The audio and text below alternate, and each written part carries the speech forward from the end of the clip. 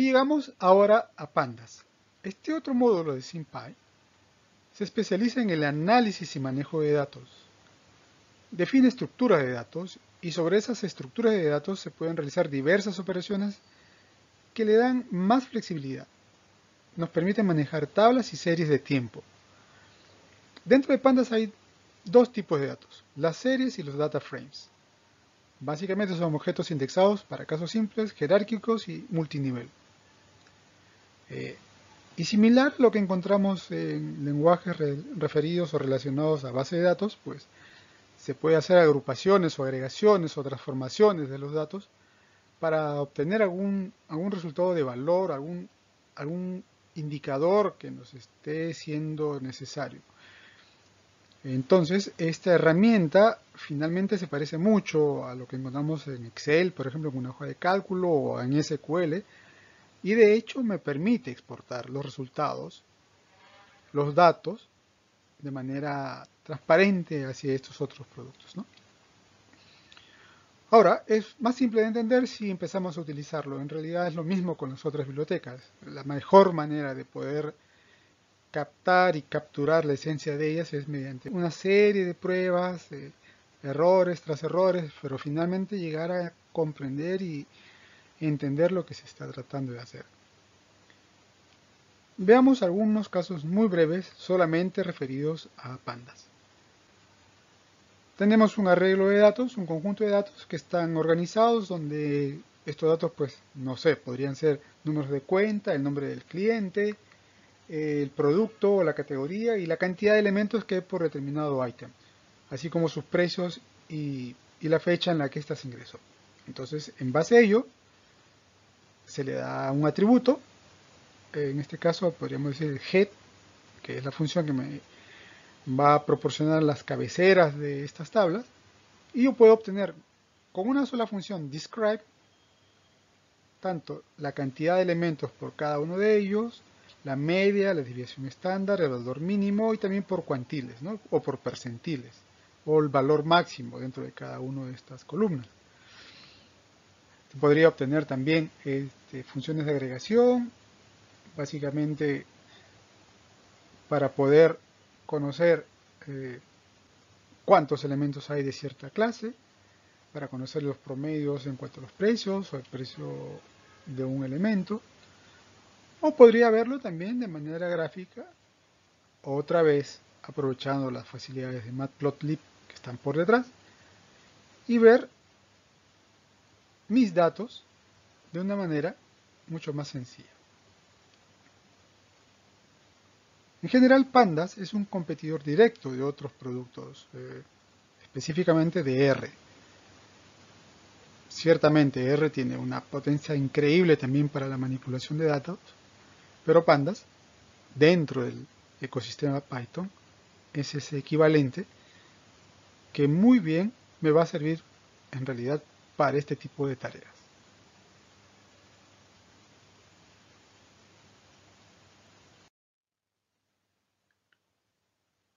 Bueno, yendo al tema del soporte a la inteligencia artificial y al machine learning.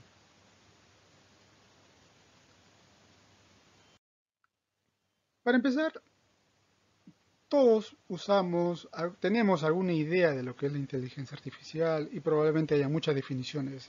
El objetivo de esta presentación no es entrar en esa discusión, así que vamos a mostrar lo que aparece en Wikipedia, como una referencia entre muchas otras. Básicamente lo que tenemos como idea es que se trata de la inteligencia que exhiben las máquinas o la apariencia de inteligencia que vemos en una máquina y que es capaz y que tiene alguna cualidad cognitiva similar a la de los humanos, ¿verdad? Pero en general, las características básicas de un sistema que posee inteligencia son memoria, aprendizaje, solución de problemas en base a lo aprendido. Y de ello llegamos a Machine Learning o el aprendizaje automático. Nuevamente, tomando como referencia Wikipedia, podríamos decir, de una manera muy simple, que es una amplia gama de aplicaciones que me permiten a mí crear programas capaces de generalizar comportamientos a partir de una información que tenga.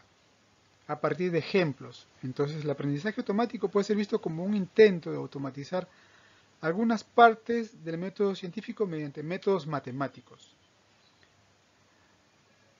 Es tan potente este enfoque que en la actualidad tenemos una amplia gama de aplicaciones que van desde motores de búsqueda, diagnósticos médicos, detección de fraude en el uso de tarjetas de crédito, análisis en el mercado de valores, clasificación de secuencias de ADN, reconocimiento del habla o del lenguaje escrito, juegos, etc. Y dentro del Machine Learning hay una rama específica denominada Deep Learning. Ahora, Deep Learning o aprendizaje profundo, tomando a Wikipedia como referencia, es el conjunto de algoritmos de Machine Learning que intenta modelar abstracciones de alto nivel usando datos nuevamente o haciendo transformaciones no lineales usualmente mediante redes neuronales, pero básicamente se diferencia de otras técnicas de Machine Learning en que yo le voy a dar a los algoritmos las características o atributos a partir de los cuales puede inferir resultados, sino que en Deep Learning es el mismo algoritmo identificando estos atributos de manera automática. Ahora, estamos en el boom del Machine Learning y del Deep Learning. Y vamos a encontrar ahora sí un amplio espectro de aplicación, donde destacan principalmente la visión por computador, el reconocimiento automático del habla o de señales de audio, de música, y ha demostrado dar resultados que están muy por delante de otras opciones. ¿Qué tenemos en Python al respecto? En primer lugar, hay un módulo o una biblioteca que forma parte del entorno SciPy denominada scikit-learn. Este es un módulo diseñado para su empleo en aplicaciones de inteligencia artificial convencionales o shallow learning, en data mining y análisis de datos. Y puedo acceder a esta biblioteca desde cualquier otro de los contextos que acabamos de ver en NumPy o Matplotlib. Una cualidad de esta biblioteca es que hay muy buena documentación, una gran cantidad de ejemplos, donde se muestran los diversos algoritmos incluidos en esta biblioteca. Y sus ámbitos de aplicación son fundamentalmente la clasificación, la regresión, el clustering, la reducción de dimensiones, la selección de modelos y el preprocesamiento. Ahora, entrar en el detalle de esta biblioteca en estos momentos no es el objeto de esta presentación. Primero hay que entender que existen una gran variedad de algoritmos y métodos que pueden aplicarse dependiendo del problema que yo quiera resolver. Si se trata de un problema de aprendizaje supervisado, pues es porque yo tengo muestras, datos y atributos ya definidos con los cuales se aprende para luego resolver problemas nuevos. Podría ser un problema de aprendizaje no supervisado, donde se tienen muestras y datos, probablemente cantidades masivas de información, pero a partir de ellos se pueden inferir ciertas características y comportamientos. Lo importante a nivel del usuario es que yo debo de identificar cuál es el algoritmo o método que más me conviene utilizar. Este problema no es tan simple de abordar. Scikit-learn nos proporciona dentro de toda su documentación un cheat sheet, básicamente una guía o un mapa donde yo puedo determinar cuál es el algoritmo que me conviene aplicar. Si tengo, por ejemplo, un problema de clasificación, en función a la cantidad de muestras que yo puedo tener, me convendrá aplicar algún algoritmo, por ejemplo, de SBC, ¿no? O podría ser un clasificador de gradiente estocástico descendente, o si es de agrupamiento clustering, pues k-means, o de repente podría ser otro algoritmo basado, no sé, en min-shift, etc. O si se trata de un problema de regresión, bueno, cuántas muestras tengo también, y en base a ello determinar el algoritmo que me convenga. Entonces, este mapa que nos encontramos en Scikit-learn nos ayuda en esa tarea. Scikit-learn, como su nombre sugiere, resulta de gran valor cuando uno está aprendiendo los fundamentos de la inteligencia artificial o del machine learning. ¿Sirve para casos de uso práctico? Evidentemente sí, pero cuando estoy en un proceso de aprendizaje, probablemente me convenga empezar por esta biblioteca. Ejemplos que yo podría tratar de resolver con scikit-learn es la aplicación de Machine Learning en telecomunicaciones. Me planteo una pregunta. ¿Es posible planificar la instalación de estaciones bases o antenas en general aplicando algún algoritmo de los que están incluidos en scikit-learn? Sabiendo que tengo como información pues toda la casuística recopilada por una empresa operadora.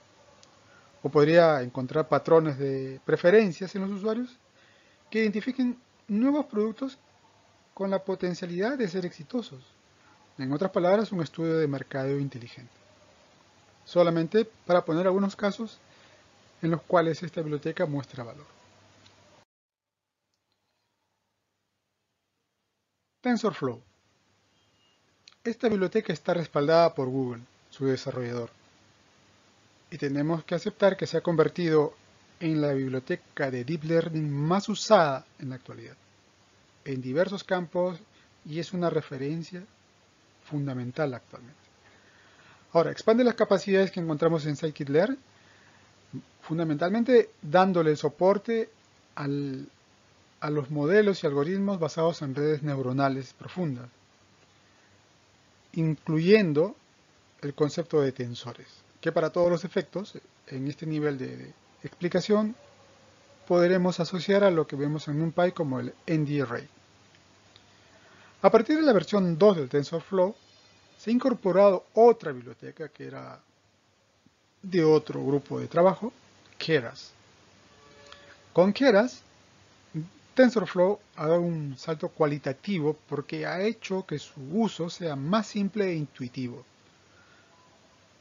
Ha sido una movida estratégica de Google, la adquisición o la incorporación de Keras, con lo cual realmente el ámbito, la aceptación de TensorFlow ha crecido de manera impresionante. TensorFlow explota al máximo la posibilidad de emplear GPUs de NVIDIA en la ejecución de los algoritmos donde es posible paralelizarlos. Entonces, vamos a ver que TensorFlow, soportado por estas GPUs de NVIDIA, además de productos propios de Google, como los TPUs, pues hacen que los cálculos que requieren una gran cantidad de procesamiento se hagan con mucho menor tiempo utilizando estos recursos de hardware.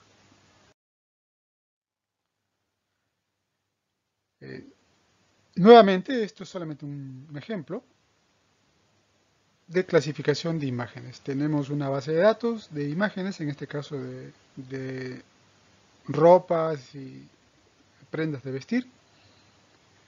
El algoritmo no sabe que son prendas de vestir, simplemente se le dan las imágenes a partir de las cuales se va a tener que inferir los atributos y en base a eso crear un modelo que me permita predecir posteriormente y reconocer alguna imagen distinta a las que he utilizado para aprender. En este caso se está utilizando una estación de trabajo que tiene una GPU. Hace el análisis, el barrido de todas las muestras que se le ha proporcionado, tras lo cual va a darme un modelo y ese modelo lo voy a usar para predecir. Lo que vemos aquí es el nivel de precisión que se obtiene, ¿no? De todas las posibles opciones o features, encuentra que la primera imagen corresponde pues a una camiseta, con mayor probabilidad que el resto de otras opciones posibles. O que se trata de un zapato de dama, en cuyo caso prácticamente no va a cometer ningún error. Habrán casos, sí, ciertamente en los que hay cierta ambigüedad, donde vemos que efectivamente hay alguna de las opciones que tiene la máxima probabilidad, pero no es tan clara la decisión que va a tomar en ese caso. Posteriormente a la creación del modelo, pues simplemente es cuestión de probarlo con otro caso, y aquí tenemos un zapato o un botín, y vamos a ver que efectivamente lo identifica como tal, donde la probabilidad de que se trate de otra prenda es prácticamente despreciable. Finalmente, para terminar este recorrido respecto a lo que es Machine Learning, tenemos a PyTorch. Esta biblioteca de Deep Learning es anterior incluso a TensorFlow y se aproxima mucho más a la filosofía de Python en cuanto a su modo de empleo, porque tiene esta forma de trabajar mucho más parecida a las bibliotecas y al mismo lenguaje, y recurre a un concepto de autogradiente para muchas de sus operaciones. PyTorch tiene de su propia concepción el mismo tipo de facilidad de empleo que ahora TensorFlow ha conseguido con Keras. Ahora, su uso se ha venido orientando más hacia la investigación y tiene menos popularidad en aplicaciones comerciales, pero es una cuestión de decisión del desarrollador. También se parece mucho a TensorFlow en el uso de las GPUs. Cuando hay un procesamiento que demanda mucha potencia de cómputo, pues PyTorch permite usar GPU.